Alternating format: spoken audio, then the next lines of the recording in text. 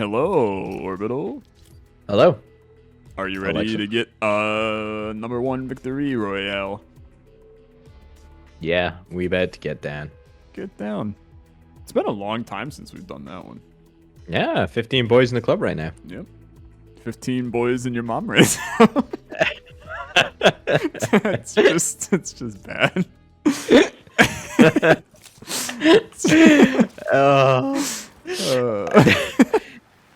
It is disproportionately funny, and I don't understand why. I really don't. If you go back in time too, we really didn't do the yo mom jokes until like last season. I feel like it's blossomed, you know, in a major way. Yeah. Kind of like Our mom my jokes, relationship with your mom. Our mom jokes went through puberty. And now Oh. they're ready and happy. You know what I kind of want from the Fortnite watching aficionados on your channel. Okay. I kind of want like I feel like a Sporkle quiz of like the best bits that we've had, and to see if we can try and remember them. You're asking a lot from the Sporkle and Orbital and Olexa aficionados to have watched. This is episode 67, I think, by the way. Dude, what are we doing for our most important episode ever? I mean, that's a good question, actually. I need to make sure that's actually where we're at, so we can plan the most important episode ever. Of course. Yeah, I'll make sure. Imagine it's this one and we just don't know. That would be kind of prophetic. That that would be disappointing. It makes me want to check right now, just to make sure that we're on the right page from this moving forward. But that's a lot of episodes to watch. Like, I know what some of the people will say though. I still think there's one moment that is like it stands out as the one that people like the most. We'll see if you can guess what it is. Is it the glasses bit? It was the glasses bit. It's just such a brilliant. It's such a brilliant bit. But there's been good ones. That and then the naming pasta types before we land was. Oh, that was an El Clasico. Yeah. Also one of my favorite pasta brands, El Clasico. IO guard here. Yeah, there's a couple. Oh, I have a couple of your moms. Oh, nice. If we need them. So it's good. I'm gonna drop them immediately for C4. I got two splashy. Oh, actually, I'm carrying 2 shotguns. I don't think I need that. Well, we kind of cleaned this place out, and it's kind of lame, to be honest. I mean, it kind of just exists as a way for them to say that this is a new POI, even though nothing actually changed, you know. There's a bounty start on you. Oh, well. That's fine. Do you want to just jump straight off of here and see if you survive? I figured you did it in the last episode, so I just didn't know if you figured you might have a chance to hit it this time. I thought I could just... Why can I selectively only open, like, my parachute thing? Like, what's the dealio about that? Don't know what you're talking about, actually. No, but, like, why can't I just, like, always open my parachute? Oh, they actually tried that in the game for a little bit. And it was ripped from the game because it was extraordinarily overpowered. But, let me just say, that was because people would build up, like, really high and then just glide off. Now that you can't build, I actually think it might be good to do that. Yeah. That's what I thought was implemented in the game. No, I don't think that's what you thought was implemented, but we can pretend if you want. I'm looking for... How do I get that? Are you still... I'm down. Oh, no, you're not. Oh, frick, there's people. And by people, I mean IO guards. Oh, yeah, you're all the way over there. Yeah, I'm nab using myself you. tank. Go for it. I still think the tank's kind of... Oh, dude, there's a guy here. There's a guy here.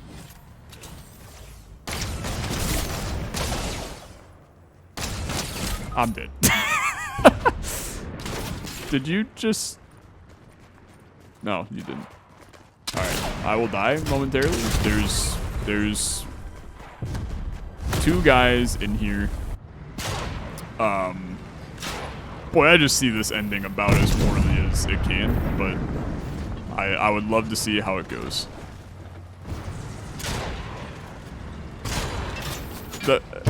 I mean, it's just a mess.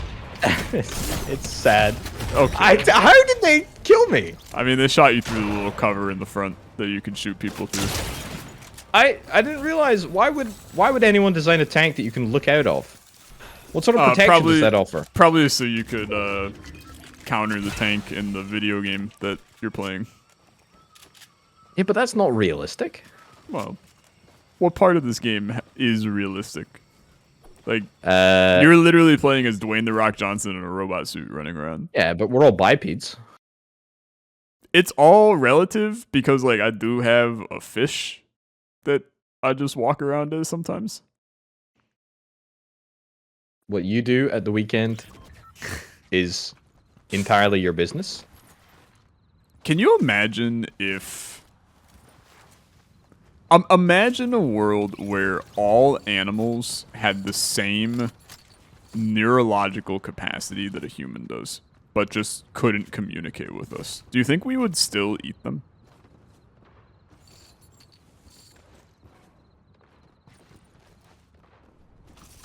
That's a really interesting question.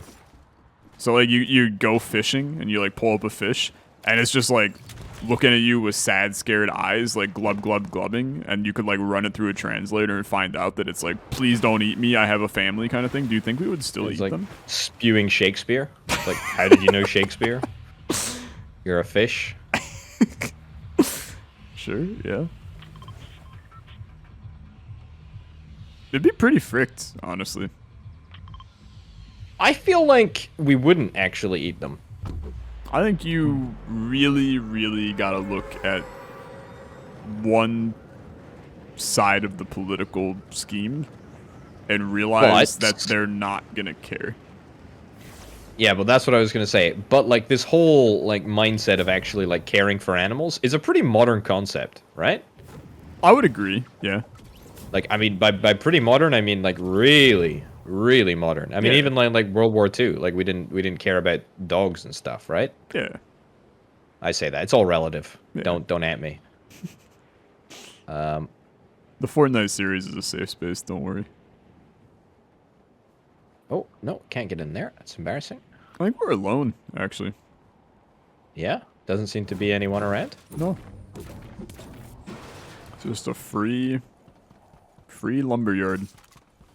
Let me ask you a question. Okay. About sneezing. You ever sneeze live on camera? Oh yeah, all the time. Do you do it on purpose? Are you like, I'm gonna make people listen to my sneeze? Can you sneeze on command?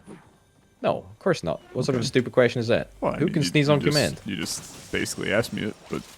Oh, dude, I actually can sneeze on command. That's actually a really good question. Hit me with it. If you hit yourself in the nose, you'll sneeze.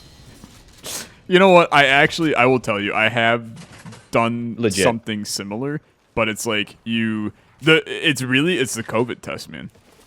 Oh, if you stick a very, very like thin stick up your nose, you will sneeze, guaranteed. It's miserable. Yeah. Are you okay? Here's a question. When you're doing a COVID test, okay, do you prefer sticking it up your nose or sticking it up your butt? No, sorry. Excuse me. Or sticking it down your throat. My personal favorite place to stick the COVID test is in your mother. No, I'm gonna be real. I've never done a throat one. Really? I've never thrown it in your mom. Have you seriously not done a throat one? No, I've only ever done those ones. And I've never gotten like an actual legit one. I've only ever done the take home ones. Yeah, the lateral flows. Because I've never had a reason to do the other ones. Do the PCR. Yeah. Okay. I feel like I do need to do one at some point, just to like, say I survived the pandemic and I went through the trenches. I shoved this stick in my throat. you know? I feel like it's an important step for me. So, dude, it's kind of... I kind of felt like... I had to go and do a PCR. So basically we have like a system here, or we used to have a system here where you had to isolate if you tested positive on a lateral flow, and then you had to go and get like a big boy PCR or whatever to prove it. Yeah. Ooh. And the upshot is I kept the little booklet that came with the instructions, because I was like, oh, well, in, you know, X number of years, I'm going to look back on this. I'm going to be like, well, that's a piece of history. That's a piece of memorabilia, you know? Yeah.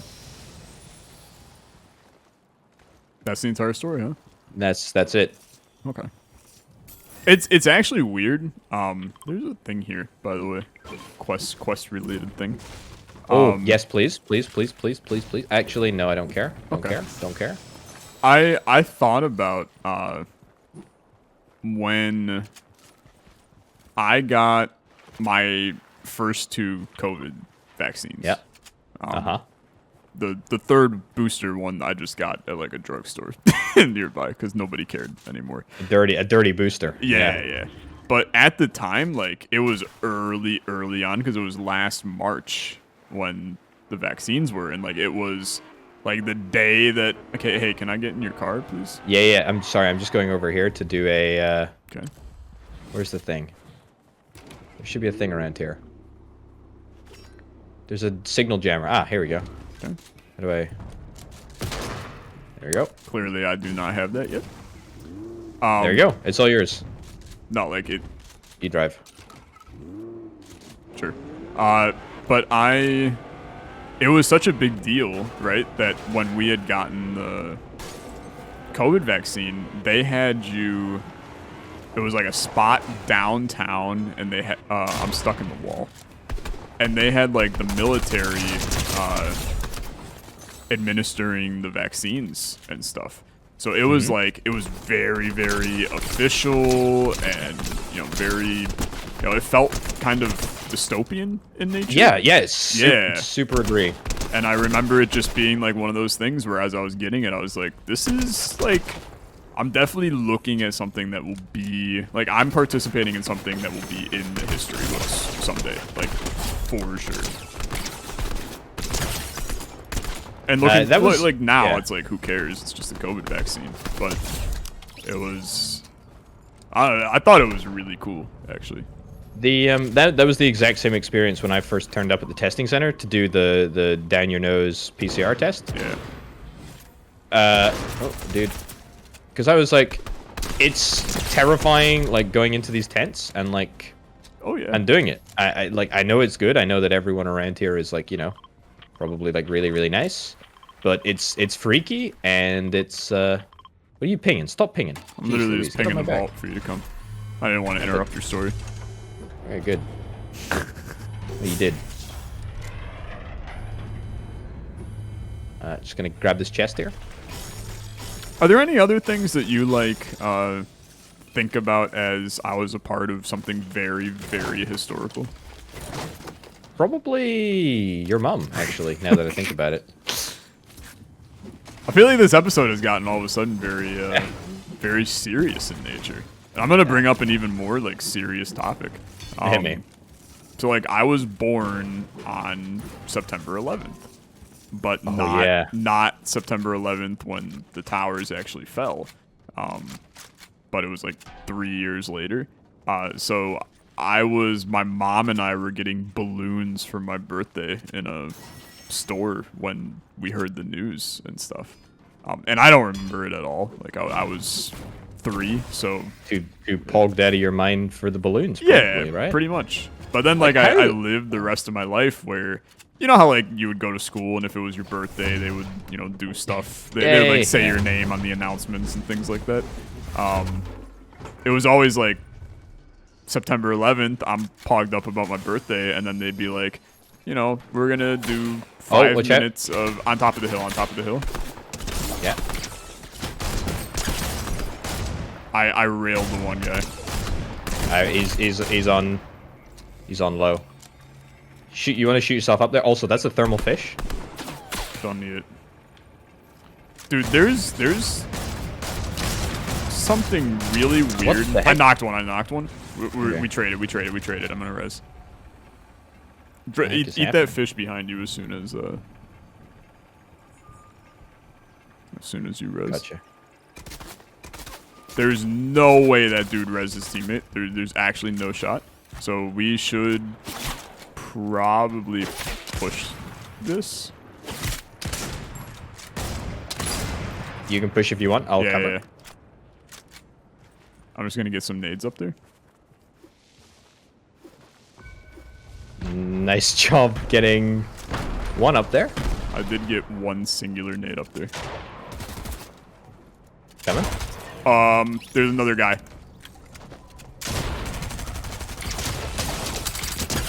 I'm dead, but he's so weak. I'm talking like 20 health. On me. Oh, come on. Damn. Oh, I ate a bit more. That's rough. That was unfortunate. He had a basic one as well. He had a basic gun. Ugh. Makes me sick. Repulsed. Physically repulsed.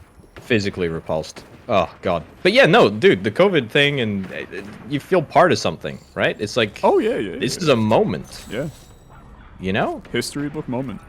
History book moment. Do you know the most recent time that I felt the history book moment? What? When? Standing on that hill, top left of this map. You're down, one guy left. Going for a back-to-back 2 wins at Greasy Grove. And then I shotgun the guy in the head. Get the victory. Curse broken. Never have to land at Greasy Grove ever again. Remember that one? Yeah. God, that felt good. Do you ever think about, okay, what's going to happen to this video in 150 years time, right? So when you're dead, you know, basically everyone that you ever knew has died as well. And like, you know, you haven't made videos for, you know, I don't know, X number of years, you know, 100 years or so since you've been dead or whatever. What's gonna happen? What's gonna happen to the Olexa channel? Do you reckon people are gonna like come back and like look at this? People aren't like, watching my videos today while I'm uploading them, let alone 150 years from now. I don't know, dude. I feel like we are like on the precipice of like the information age. So therefore, everything that we create now, regardless of the quality, and it is questionable, you know, absolutely. Let's go.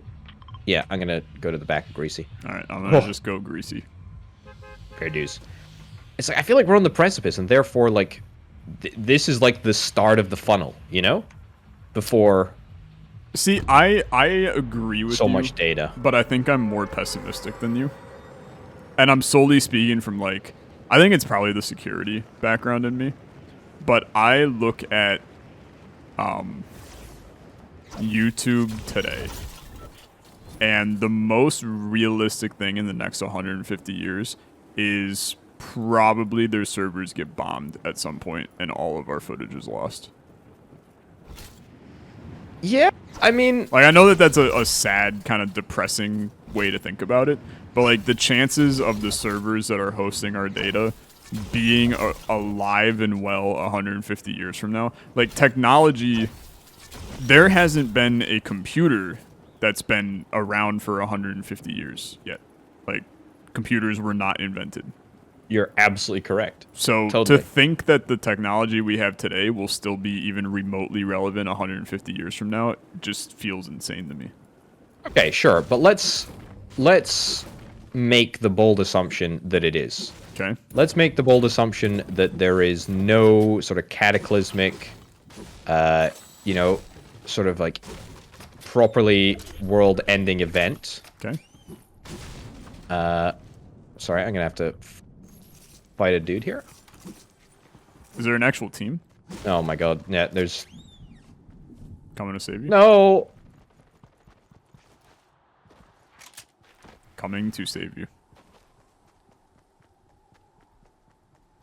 You seem to be I somewhat just under control. wanted some run.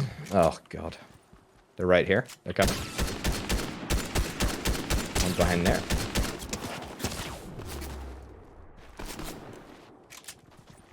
They're gonna kill me. They're coming. They're chasing around.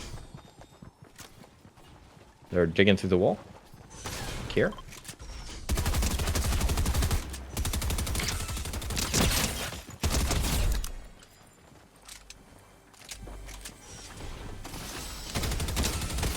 I believe.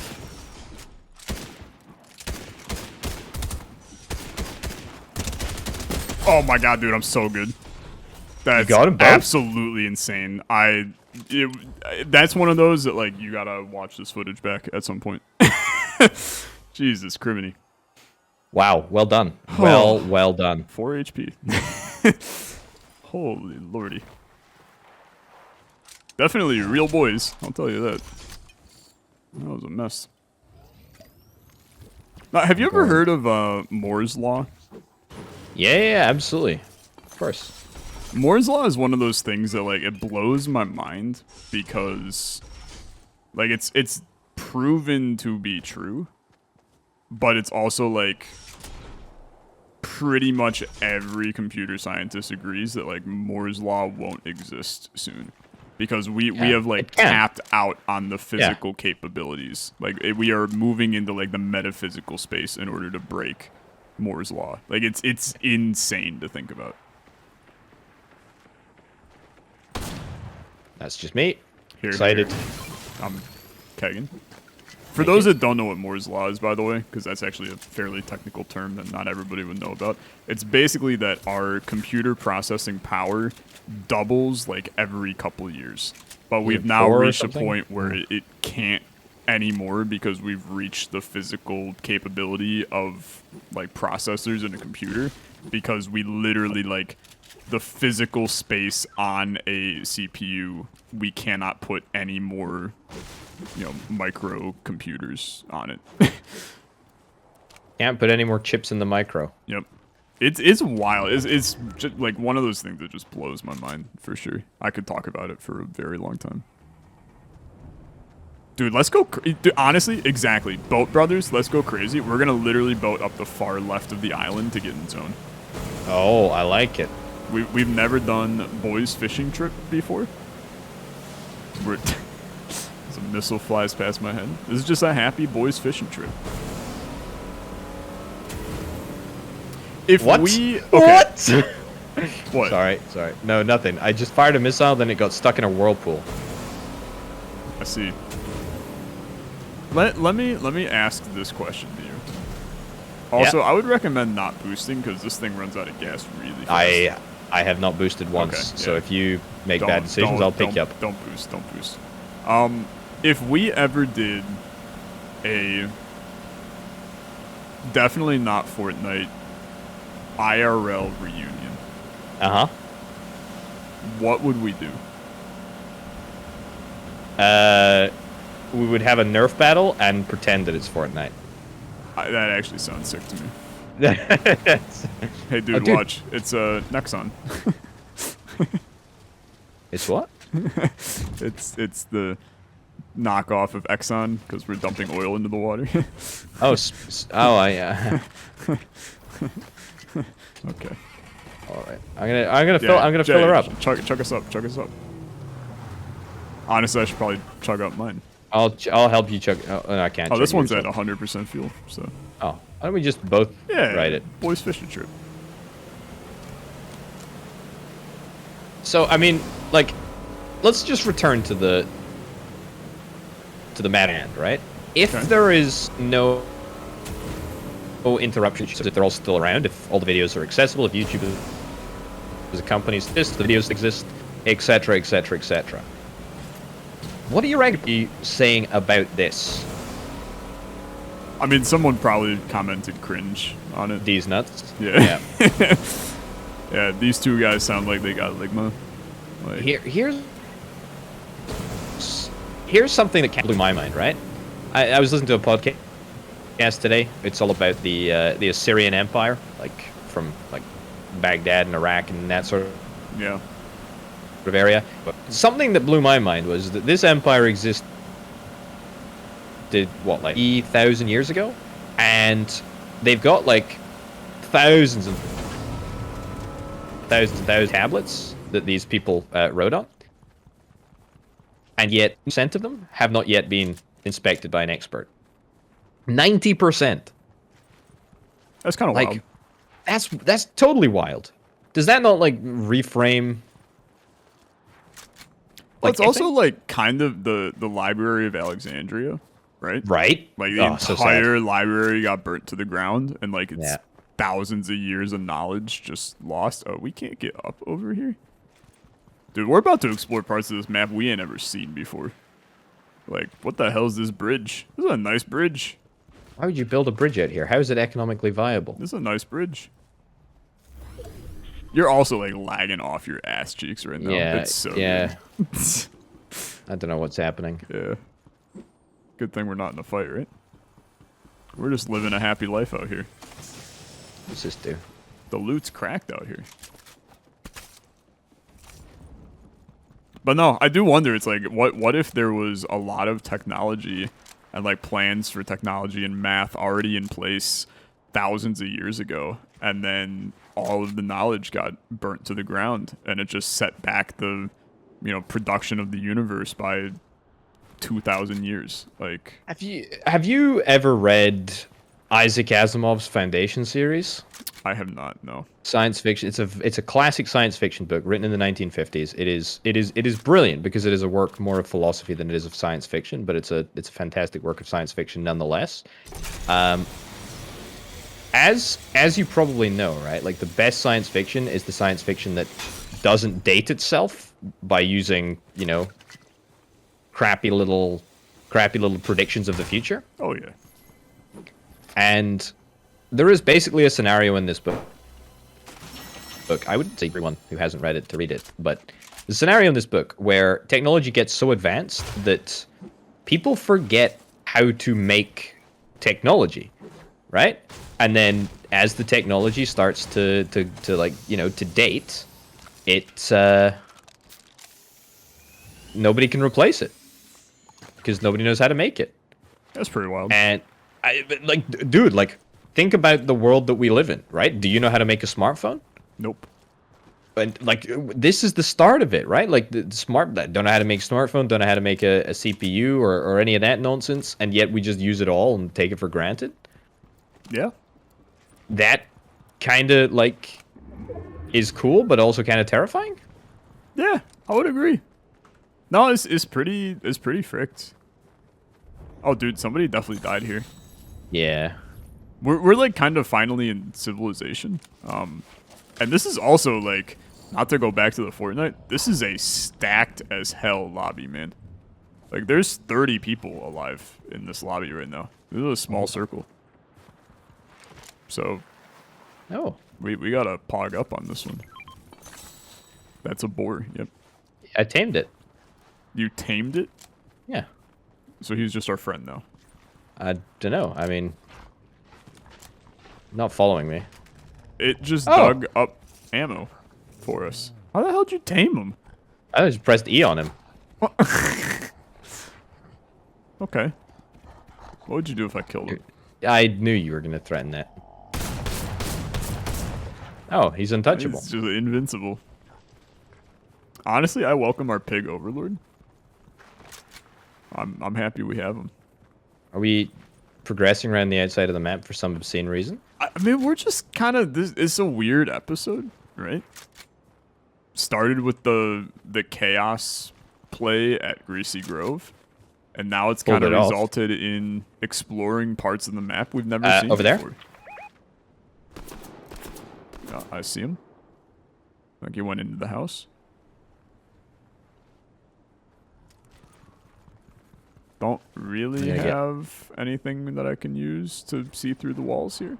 I've got thermal. Okay. I just saw him. He was inside. He's in. Yeah. He's at the back now. My grenade. I got obliterated. He's literally right outside this door.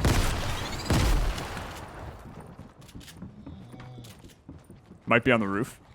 I would. Okay. He's inside. Top shelf. Oh, come on. Why did I swap my shotgun, dude? It feels so bad, man. It feels bad. Anyway, though, a lot of good philosophical talks and conversations during this episode of Fortnite today. Hopefully you enjoyed. Thanks so much for watching. As always, liking the video is much appreciated. We'll see you guys in the next one. Have a good rest of your day. Bye-bye. Bye-bye.